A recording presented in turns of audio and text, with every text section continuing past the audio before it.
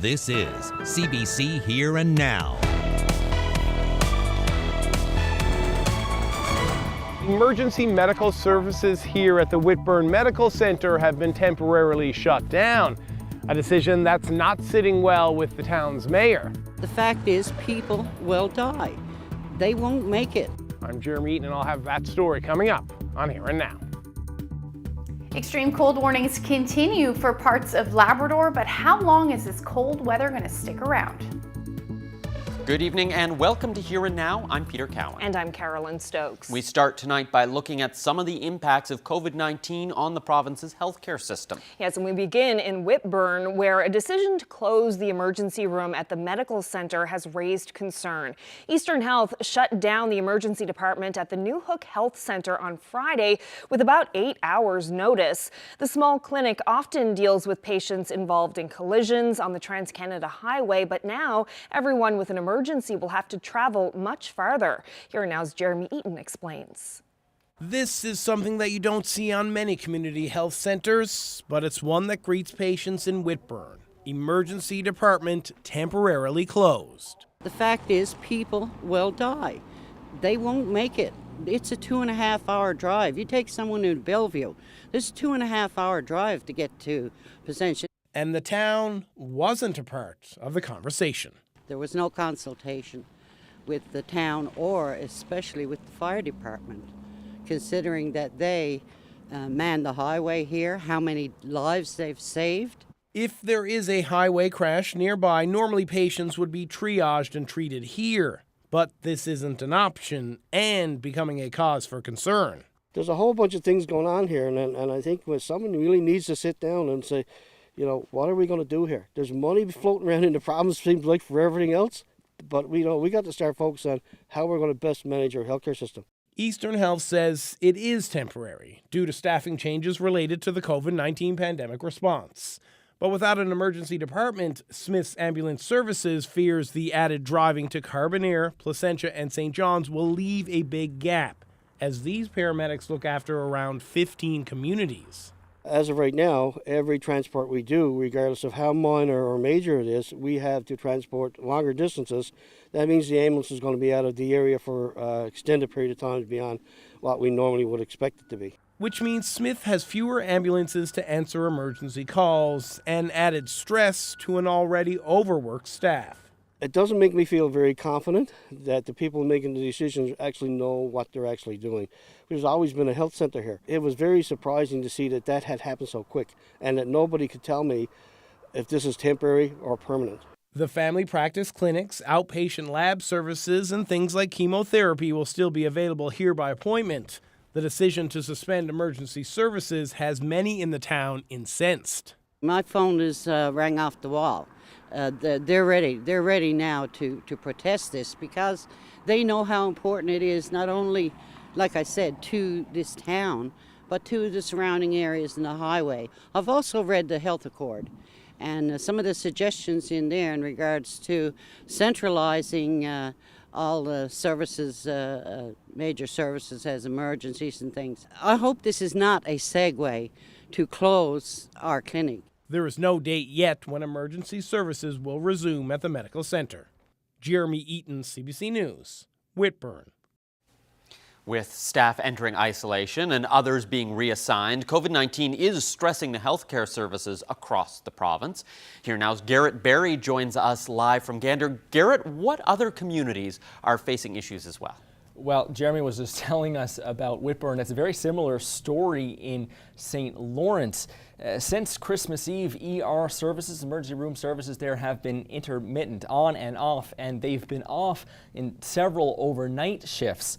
Eastern Health has blamed staffing issues, and some of the staffing issues are related to the COVID-19 pandemic. For the regular citizen, who has to go to the hospital for something at 2 a.m, and we are, say what you like, we are moving to be more of a senior community. And a lot of our seniors potentially could need emergency care, immediately and not have to go that 30 kilometers to get to Bjorn.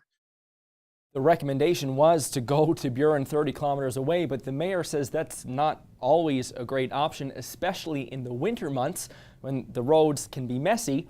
And there's also no 24-hour snow clearing service. And we're used to having good quality 24-hour service in our hospital here. And just to have the fact too, that you got to find an ambulance, get the ambulance to get you to Bjorn in an emergency situation, that half an hour, that 40 minutes could make a great difference to life and death sometimes. There were diversions over the weekend, but Eastern Health is telling the community that the problem should now be solved with a new staffing model. The mayor, however, is warning that if 1 or 2 staff members go into isolation because of COVID-19, this issue could reappear. And across the province, there are many stories in many communities with healthcare workers either in isolation or being reassigned to COVID duties. A lot of services are being delayed or postponed right now. Take Eastern Health, where non-urgent blood work has been canceled at every single facility. Mental health services have gone online, and all appointments at the Miller Centre in St. John's have been canceled too because of positive cases there. There's also been postponements for some surgeries and x-ray procedures. Blood work appointments are resuming in Western Health as of today, but not in Stephenville. That's because lab staff there are out working on COVID testing. And Western Health says disruptions may continue for the next month because of staffing challenges and that COVID pandemic pressure. And in Labrador, the Labrador-Grenville Health Authority says all the facilities are now refocusing on pandemic response and other urgent needs. So things like routine blood work and non-urgent surgeries may be rescheduled, but there are no changes to mental health services. The outlier here in this case appears to be the Central Health Authority in the Central Newfoundland region. Spokesperson there says there hasn't been any changes or any need to reduce services because of COVID-19, but they are assessing things on a daily basis. Reporting live for Here Now, I'm Garrett Berry in Gander. Let's get to the latest COVID-19 numbers. There is another person in hospital today, bringing the total number to 5 people hospitalized. And there are hundreds of more cases to tell you about. Another 427 cases from the past 24 hours. But we need to add on to that another 328 positive results. These are samples that were sent to labs outside the province, mostly from over the holidays. So that means a total of 750 new cases being announced today. Now, these numbers are only one metric since the province isn't testing everyone who develops symptoms. There are now more than 6,200 confirmed active cases in the province. More tests are being sent out of the province as the lab here struggles with the volume of swabs. Eastern Health says last night 1,300 swabs were sent out to deal with a testing backlog from the weekend. That's on top of the thousands of swabs that were sent out last week. Now, just yesterday, the health minister insisted that no swabs needed to be sent out, that the labs were dealing with it just fine. We have no awareness. There's no evidence to suggest that our current lab capacity is being taxed beyond what it can manage in terms of laboratory-based PCR, for example. So we haven't sent any out since the 6th of January. Now, Eastern Health says between December 26th and January 6th, more than 50,000 swabs were collected, which would be enough to test 1 in 10 people in the province. It says anyone who was swabbed before January 3rd and hasn't received a result yet should get in touch with them. Most other people should start seeing the results in the next day or two. Eastern Health says that they are going to be able to catch up from this backlog and get back to providing results in 12 to 24 hours.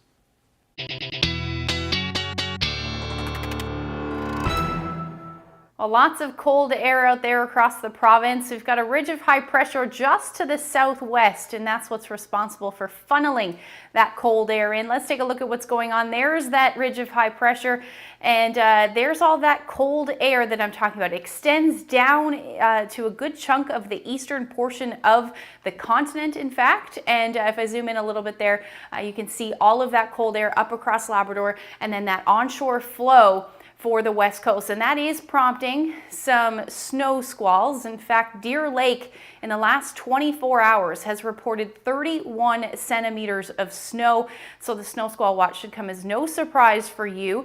We've got those snow squall watches from Grossmoor all the way through down to Port aux Basques, and we're looking at that potential for snow squalls through most of the night tonight. There's also lots of cold air in play as well. I'll break the whole forecast down for you when I come back. Thanks, Ashley. Now to some news from the courts. A substitute teacher accused of sexually exploiting a minor won't go to trial this time next year. Krista Grimes, who's in her early 30s, allegedly touched an underage boy for a sexual purpose in Logie Bay Middle Cove, Outer Cove in 2018. She was charged the following year after an 8-month investigation. Her trial was supposed to take place this year, but Grimes hired a new lawyer. New dates were set at the Supreme Court of Canada today for January of 2023. A French MP in Saint-Pierre-and-Miquelon was attacked by COVID protesters. Protesters on Saint-Pierre are upset with the COVID pass introduced by the French government. Video of the protest shows Stéphane Clairaut being hit with seaweed and other projectiles outside of his home. Protesters are unhappy with the French government requiring a vaccine passport to access many public venues. The Vax Pass has been required in France, but a negative COVID test could also be accepted. The government doesn't want to accept a negative test anymore. French President Emmanuel Macron recently stoked tensions by saying he wanted to make life difficult for the unvaccinated, which has led to increased protests throughout France. Clairaut describes the attack outside his home as a stoning, saying it was violent. C'est une lapidation, c'est d'une violence extrême. Et à un moment donné, on a continué à m'insulter. Ça s'est arrêté, on a continué à m'insulter. Et là, effectivement, les gens me disaient, mais on comprend rien, etc. Donc je suis descendu de mon balcon pour aller à leur rencontre. Et là, on m'a arraché le masque. C'est d'une violence extrême. Well, a deadly strain of bird flu has spread to a second location on the island of Newfoundland. Last week, Here and Now reported that Lester's Farm Chalet lost hundreds of birds to avian flu before Christmas. It's believed the strain of bird flu that killed them arrived with migrating wild birds. The Canadian Food Inspection Agency now confirms that avian flu has also killed chickens at a small backyard farm on the Avalon Peninsula. On January 9th, the CFI confirmed another infected premises, also in the area of the Avalon Peninsula. And this backyard flock owner had just a few chickens and ducks. At both of these locations, the birds had access to a pond where they could intermingle with wild birds. And both owners had chickens that died suddenly. Now, the CFIA says there is no evidence the deadly strain of avian influenza found in Newfoundland has spread to mainland Canada.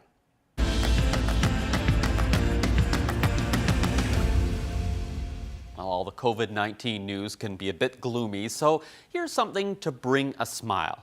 Georgia, the St. John's sheepdog, is dancing away the COVID blues, one head-banging tune at a time. I think I'm going to like this one. Georgia's owner, Carol Thibault, has been sharing videos of Georgia ever since she discovered her dog's passion for dancing, and she recently caught up with the CBC's Alex Kennedy. Hi, my name is Carol Thibault, and I am the owner of Georgia. She is a 3.5-year-old Old English sheepdog, and she's had a lot of personality since she was a puppy. She does a lot of activities that you might expect humans would do. She watches TV and she dances.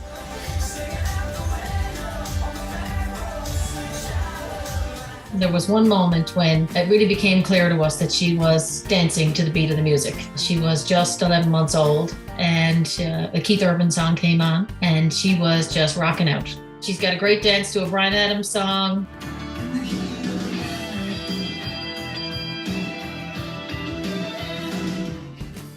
Yeah, she just likes the rhythm and the beat. We try to do a post every day because it makes us feel good and it seems to make other people feel good. So the first time she danced to the Keith Urban song, it was like, we have to post this. And that video had a lot of hits. A lot of people really enjoyed watching it around the world. So now when we post her dancing, you know, we hear from people all over the world who just want to say that made my day. Maybe people have had a rough week, or I've had a rough week, and Georgia just happens to have danced and I've gotten it on video. So posting it is, you know, I usually put a comment, I hope this brings a smile.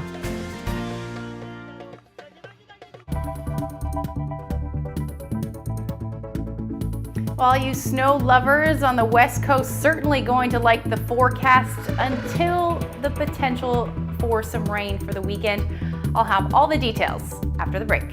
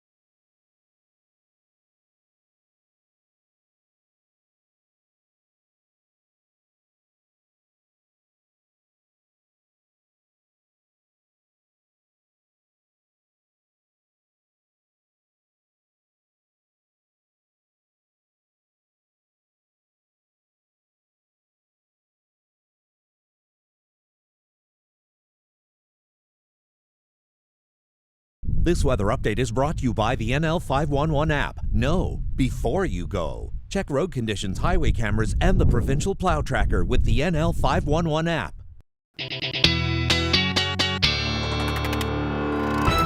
Ashley's back with the weather, and it was a cold one in St. John's, but nothing compared to what they're seeing in Labrador.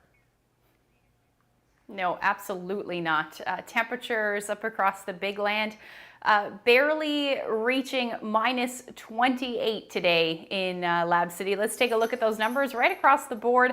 As you can see, towards the coast, a little bit warmer, minus 16 for Cartwright, minus 17 for Makovic, and then those temperatures across the island only reaching the minus double digits for Corner Brook. Same thing for Deer Lake. And then in and around eastern areas of the island, you're looking at your temperatures into the minus single digits today. Now, currently, they are dropping, and those wind chills It's freezing out there, feeling more like minus 11 in St. John's, minus 18 in Badger, and it feels more like minus 20 in Stephenville right now. But those wind chills much colder up across Labrador, minus 30 in Cartwright, and feeling more like minus 41 in Lab City. So we do have an extreme cold warning for Lab City, Churchill Falls, and the Valley. And this cold warning will continue right through Saturday morning, where we're looking at wind chills at times anywhere from minus 50 to minus 45. So no surprise as the temperatures dip tonight, minus 34 in Lab City overnight tonight. Factor in that wind chill. It is going to feel significantly colder. Looks like it should go down to about minus 20, minus 22 for Grand Falls, Windsor, and down to about minus 11 for St. John's tonight. Now, what's happening as far as those wind chill go? So this will take us through to tonight. We're looking at wind chill values nearing the minus 50 mark for Lab City as we head through the overnight tonight, and those wind chills across the island as well. Minus 19 to about minus 26 in Grand Falls, Windsor, and we may see them even reach the minus 30 by the time we get into the morning, and we're not really going to see any relief of that up across Labrador as we head through Wednesday, and like I said, even into Saturday. So the other thing that we're watching is a snow squall potential, and it is happening along the west coast. Those watches from Gros Morne through to Port aux Basques, including Deer Lake as we speak, and we can see kind of some of them on the satellite there in those rows, and we're seeing some of those snow squalls as well for the Burin Peninsula, it looks like, and southern Avalon, and that will generally continue as we head through the evening hours tonight and the overnight for the west coast. The risk will end for the eastern half of the island though as we head through the night tonight, and then even more so through tomorrow. So still looking at that chance of some scattered flurries, but the potential for significant snow will end as the day goes on. However, we are looking at light snow moving in into the evening, late evening and early morning hours into Thursday for the west coast. So definitely something to watch. And as far as those snowfall amounts go, this takes us through to Wednesday morning. So maybe another 2 to 5 centimeters is possible in some of those squalls, but then tomorrow night, as we start to see some of that heavier snow, we could see accumulations upwards of about 10 to 15 centimeters by the time we get to Thursday morning. Temperatures tomorrow are going to stay cold in the east. The winds will die down a little bit out of the northwest, about 20 to 40 kilometers per hour, but we should see some sunshine with the exception of southern Avalon as well as the Burin Peninsula, where you're looking at your temperatures into the minus single digits, and then the potential for some flurries as well. Flurries the story through Terra Nova, Grand Falls, Windsor. Gander should sit around 9 degrees through the day, and then similar temperatures as you head towards the west coast. Winds a little bit more breezy though out of the southwest, about 30 to 50 kilometers per hour. And then same thing for the northern peninsula, where you're going to sit around minus 6 through the afternoon with those winds out of the southwest, about 30 to 50 kilometers per hour. And then you're looking at your temperatures again in the minus 20s across the big land. So that's a look at tomorrow's forecast. We're watching the next system for Saturday. I'll break that down for you coming up. Well, as the province continues to deal with a surge of Omicron cases, let's check in Western Labrador. Joining me now is the Mayor of Labrador City, Brian Barnett. So, Mayor Barnett, just a few weeks ago, Lab West had only seen a handful of cases since the start of this whole pandemic, and now a total case number upwards of 200. Do you have a sense of how many active cases are in your area right now? I don't have the exact number, Colin. I know yesterday the number was at 197 for Zone 11. Not sure exactly how many recovered, but that is a high number for our town right now. I mean, we've gone a couple of years and we only had a few travel cases in the area, and now it's jumped up over the last couple of weeks up to 197. What are you hearing from residents in your town? Have you noticed any changes in how people are dealing with this virus now that it has a foothold there? Yeah, I know a couple of weeks back when the numbers started, people were they were really concerned and they were unsettled. It was creating some stress throughout the community, and they were fearful that we might overwhelm our healthcare, as you know, we're in an isolated area here, right? And how is the situation there on that front in terms of staffing at the healthcare center?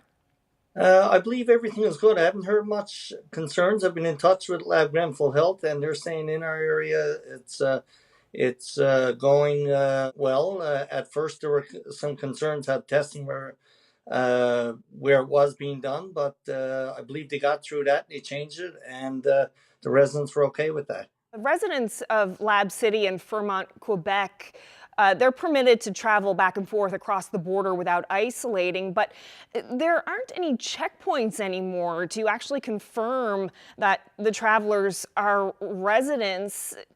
Does that concern you at all? Does concern me because the numbers in the other provinces were going up quite fast. And of course, that's when our first case came about, that's when the border checkpoint was removed. And people were really concerned because this checkpoint has been in place pretty well for almost 2 years. And it was just for Fremont residents and Lab West residents and essential workers coming in from Quebec. And with this removed, people were concerned that other people would come in. But it has quieted down a fair bit. We were taking calls from residents, and Jordan was at MHA, and he reached out to the government. We did up an email and sent to the provincial government also. We didn't hear anything back, but Jordan came back and said the main reason that it was taken down was that it was no longer required, and it was due to vaccine uptakes that were good in our area. The numbers were quite high. So you would like to see those checkpoints put back in place? I would think it would be a good reassurance for the residents and our communities for sure right now. Well, Mayor Barnett, thank you so much for this update. Really appreciate it. No problem at all. Thank you very much, Carolyn. Well, you heard the mayor mention MHA Jordan Brown there. Well, he joins us now from Labrador City. So, Mr. Brown, you've been advocating for more safety protocols at the border. For those of us who aren't there to see it for ourselves, can you explain what safety measures travelers encounter as they cross that border between Lab City and Quebec? This is the only actual land crossing that actually connects this province without a ferry to the broader part of North America. So the same day that the province announced, 5-day self-isolation, even if you're fully vaccinated, the rapid kits, the take-home kits for people who arrived, that same day, they actually removed enforcement from this area. And now there's an empty checkpoint just a few kilometers from my house here, where the most you can get is a note telling you to go to the Whitbourne Airport to pick up your 5-day test kit. A note? You mean like a sign that's there? No, well, you get a note when you register to say that you're coming to the province that you have to go to the airport to pick up your test kit. There's nothing actually physically at the border, just a note that you get in your email when you say that you're coming to this province. So really anyone could come and go as they please without any kind of enforcement? At this time, yeah, there is no person at the border to give travelers who come beyond the Fremont region, any information. There's no one there to hand out directly at that point a 5-day test kit. You're expected, Scout's honor to go to the airport and pick up a kit. If you're actually past a certain time in the day when there's no incoming flights into the Whitbourne Airport, there's a potentially that the commissionaires are gone for the day, and you might have to wait till the next morning to go and get your kit from the airport.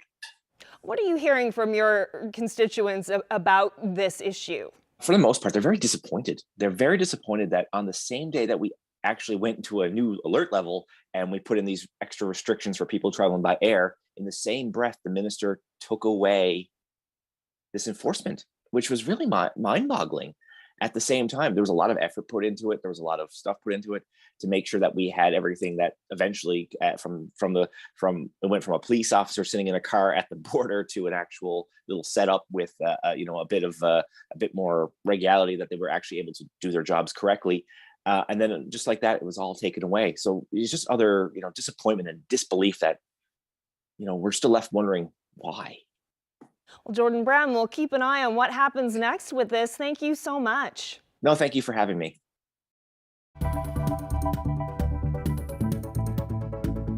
You have COVID questions like, should teenagers be getting a booster shot? We've got some COVID answers coming up.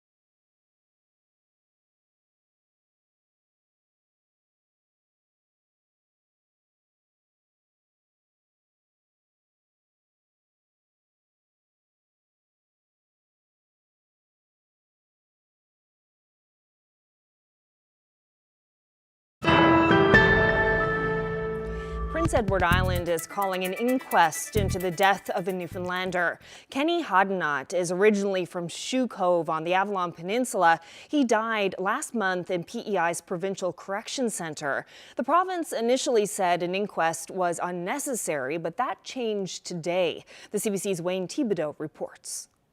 Justice Minister Blois Thompson describes this death as tragic. He says staff here at the Provincial Correctional Centre did everything they could to save Kenny Hodnott, including performing CPR.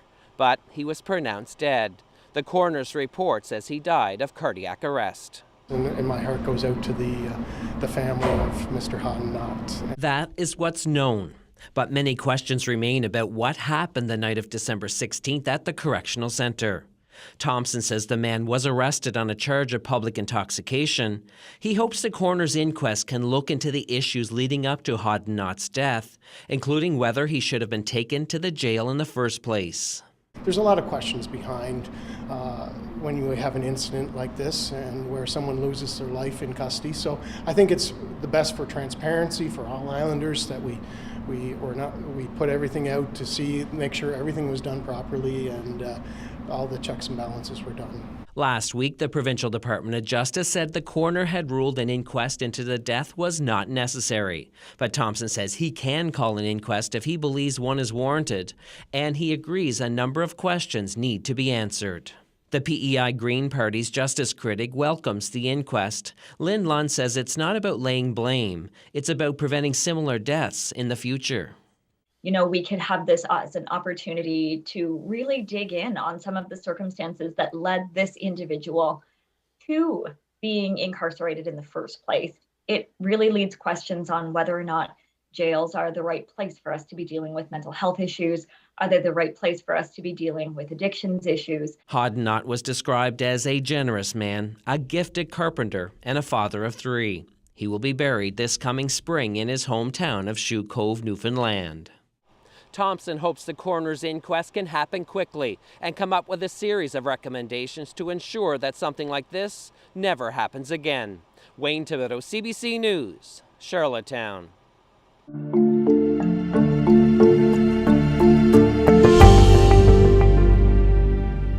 With all the testing happening and boosters, we know you have a lot of questions. So we wanted to get you some answers tonight to many of those questions that you've been sending me. Yes, one big question is about boosters for people under 18. Why aren't they eligible to get them? Yeah, Carolyn, we're starting to reach the 22-week mark for some of those early groups of teenagers who got their doses, but the province says they're only giving people over the age of 18 a booster shot. It doesn't matter how long it's been since your second dose. So where's this coming from? Now, a lot of this is a national decision coming from Health Canada and NACI, which is the group of experts on immunology who've been providing advice that the province has been following about how to use COVID-19 vaccines.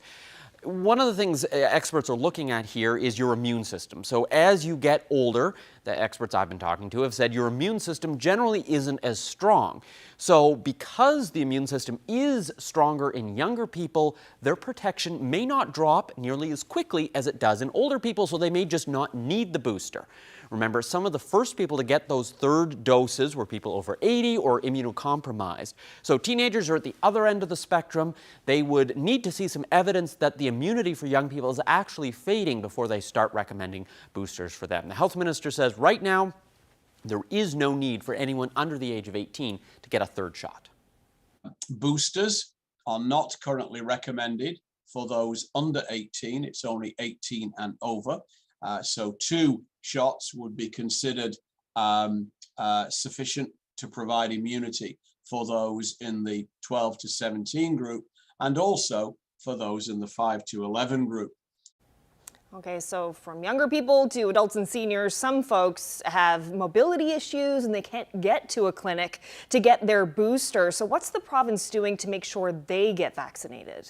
Yeah, during the first and second doses, they had nurses who went out in order to reach those people who need to get their shots but can't leave their house. And right now there are plans in the works to do that again, but right now they're plans. There's no timeline, but the health minister has promised it will be offered again. There are plans being developed within each of the RHAs for home visits for those people who have an inability to leave their houses. And some of the clinics also will offer curbside.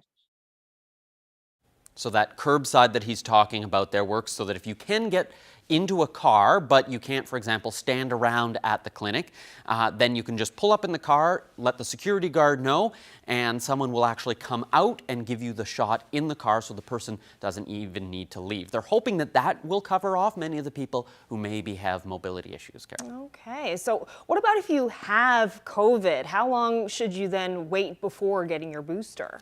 Yeah, with more than 6,000 people with known active COVID right now, and many more who likely have it but just haven't been tested, it's become an important question for lots of people.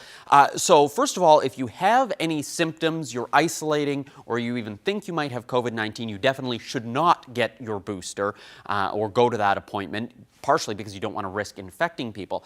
The province says you should be considered recovered and have all your symptoms completely gone before you get your booster.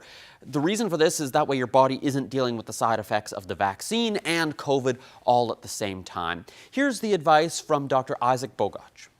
Now, 4 to 6 weeks in that window, you'll be doing okay, but there's no need to get a booster if you're still symptomatic after recovering. Wait till you're feeling a little bit better. Now, the other question I've had is what happens if you get the COVID booster and you happen to get COVID at right around the same time? Maybe you didn't realize it when you went to get your shot, and then later you test positive or start having symptoms. The experts that I've read have said it's not ideal. You might end up with having a little more severe side effects because you're dealing with both the side effects of the vaccine as well as the symptoms of COVID at the same time. It might feel a little worse, but it shouldn't actually be harmful.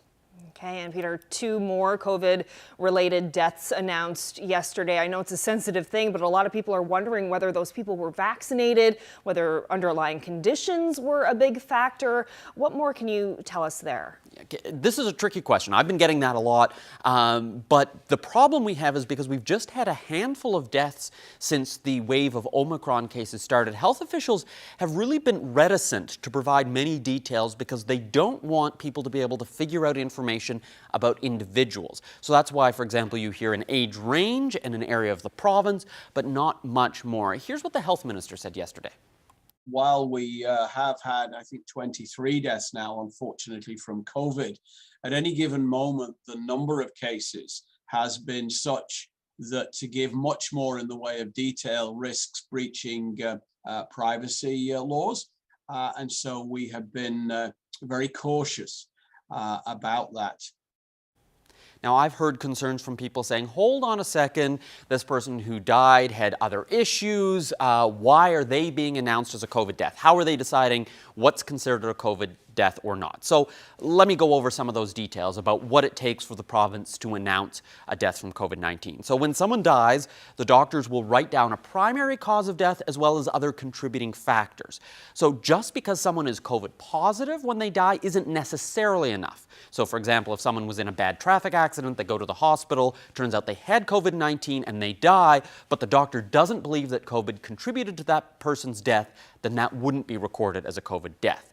Often when someone dies, they are dealing with multiple different issues that are going wrong, so it's really up to the doctor's judgment about whether COVID contributed to that death or was the main reason for that death. And if it's even considered a contributing factor, then that's the way they're going to report it. Some very interesting details there, Peter. Thank you so much for this.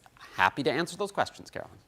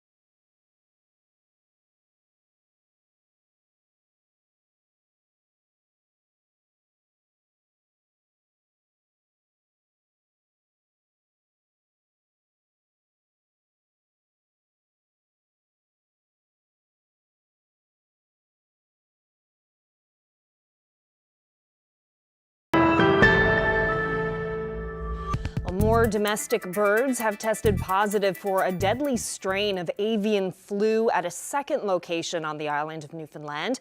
Last week, CBC reported that Lester's Farm Chalet in St. John's lost hundreds of birds to avian flu in late December.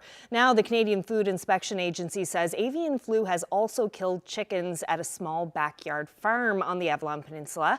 Here Now's Mark Quinn spoke with the CFIA's Dr. Mary Jane Ireland earlier today. In December, the Canadian Food Inspection Agency confirmed the presence of avian influenza in a multi-species farm in the area of the Avalon Peninsula. There are many kinds of avian influenza, but the type that was found causes severe disease in our domestic poultry species, especially chickens and turkeys. On January 9th, the CFI confirmed another infected premises, also in the area of the Avalon Peninsula, and this backyard flock owner had just a few chickens and ducks. At both of these locations, the birds had access to a pond where they could intermingle with wild birds, and both owners had chickens that died suddenly. As is the case with both of these locations, when avian influenza is found, particularly highly pathogenic avian influenza, which is what this is, the Canadian Food Inspection Agency responds to eliminate the disease and to control the further spread of it. And the January 9th outbreak you mentioned is new to me. It seems like that was a spread that we hadn't heard about until now. What does this mean to human health? Why should humans be concerned if we're finding bird flu in birds? Thanks. So for humans, avian influenza viruses, like highly pathogenic, the H5N1 type that we have found, can on rare occasions cause diseases in humans. They're almost always acquired through direct contact with infected birds and contaminated environments. Most human cases are limited to mild symptoms like mild respiratory disease, but some viruses can cause severe illness. So public health officials are recommending that people avoid handling live or dead birds. Don't approach wild birds that appear to be sick or don't look well. And they're also recommending against feeding from wild birds, the feeding of wild birds, including duck skulls and pigeons, like in your local park. And I know that the CFIA is making efforts to monitor the spread of this virus. Have more infected birds been found in the St. John's area outside of that January 9th outbreak you mentioned? We found 2 birds with the same virus, the highly pathogenic virus. So we know it is in some wild birds that we have sampled, but it just underscores the importance that there are things people can do to prevent this infection from coming back to their birds. And that is bird owners, whether you are a commercial poultry facility or whether you own just a few backyard birds, make sure you're keeping your poultry and your domestic birds, chickens, ducks, away from areas that are frequented by wild birds. As I mentioned, both of these other locations had ponds where their birds could intermingle with wild birds. So we're asking you to avoid that interaction. Maintain strict control over access to your poultry houses, your chicken coops. So good biosecurity, as we call it.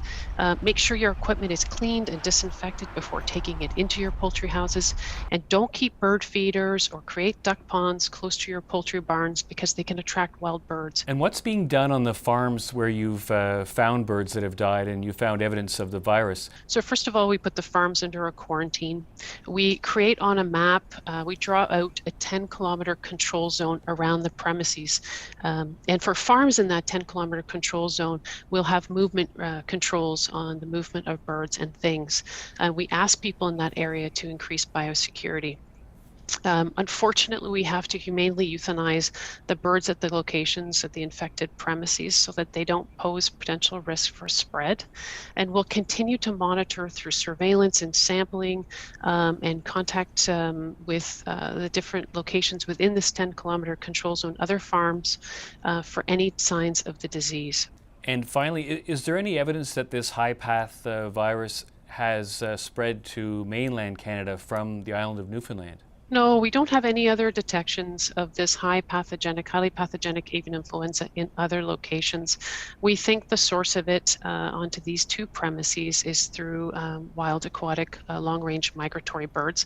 There has been outbreaks, a number of outbreaks in Europe, both in commercial operations, and it has been found the same strain in wild birds, but we do not have evidence that it is in other locations. Well, thank you so much for doing this today. I really appreciate it. You're welcome. Thanks for having me.